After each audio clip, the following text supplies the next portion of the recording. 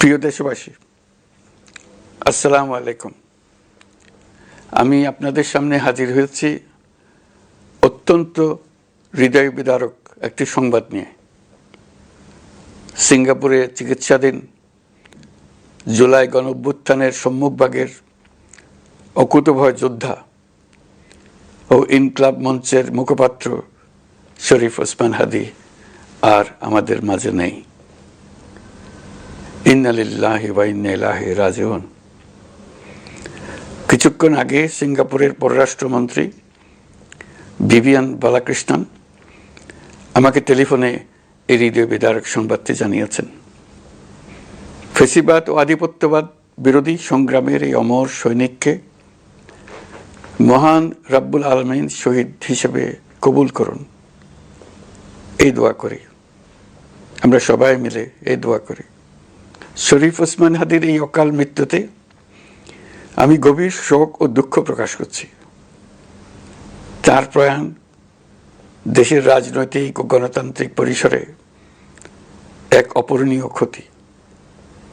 আমি তার রুহের মাগফিরাত কামনা করছি এবং শোক সন্তপ্ত স্ত্রী, পরিবারের সদস্যবৃন্দ, স্বজন ও সহকর্মীদের প্রতি গভীর সমবেদনা জানাচ্ছি।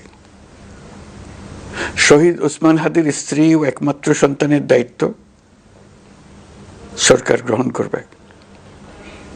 শহীদ শরীফ ওসমান হাদীর অকাল মৃত্যুতে আগামী শনিবার একদিনের রাষ্ট্রীয় শোক ঘোষণা করছি। এই উপলক্ষে শনিবার দেশের সব সরকারি, আধা সরকারি, স্বায়ত্তশাসিত প্রতিষ্ঠান, শিক্ষা প্রতিষ্ঠান সহ সরকারি বেসরকারি ভবন এবং বিদেশে বাংলাদেশ মিশনগুলোতে জাতীয় পতাকা অর্ধনমিত থাকবে। একই সাথে আগামীকাল শুক্রবার বাদ জুমা দেশের প্রতিটি মসজিদে শহীদ ওসমান হাদীর রুহের মাগফিরাত কামনায় বিশেষ দোয়া ও মোনাজাতের আয়োজন করা হবে। আপনারা তাতে শরীক হন। অন্যান্য ধর্মের উপাসনালয়গুলোতেও আয়োজন হবে বিশেষ প্রার্থনার। আমি বিশেষ কৃতজ্ঞতা জানাই সিঙ্গাপুর সরকারের প্রতি। তারা হাদীর চিকিৎসা অত্যন্ত আন্তরিকতা ও পেশাদারিত্ব দেখিয়েছেন।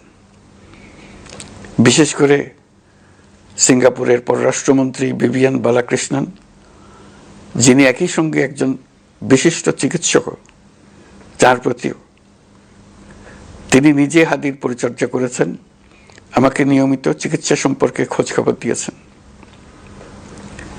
এই নৃশংস হত্যাকাণ্ডের সঙ্গে জড়িত সকল অপরাধীকে দ্রুত আইনের আওতায় আনা হবে এবং তাদের বিরুদ্ধে সর্বোচ্চ শাস্তি নিশ্চিত করা হবে। এই বিষয়ে কোনো ধরনের শৈথিল্য দেখানো হবে না। বিপ্লবী রক্তে উজ্জীবিত এই তরুণ নেতা ওসমান হাদী ছিলেন প্রতিবাদের অনন্য প্রতীক।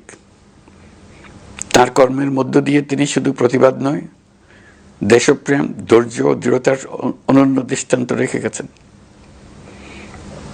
আমি দেশের সকল নাগরিকের প্রতি আন্তরিক আহ্বান জানাচ্ছি, আপনারা ধৈর্য ও সংযম বজায় রাখুন।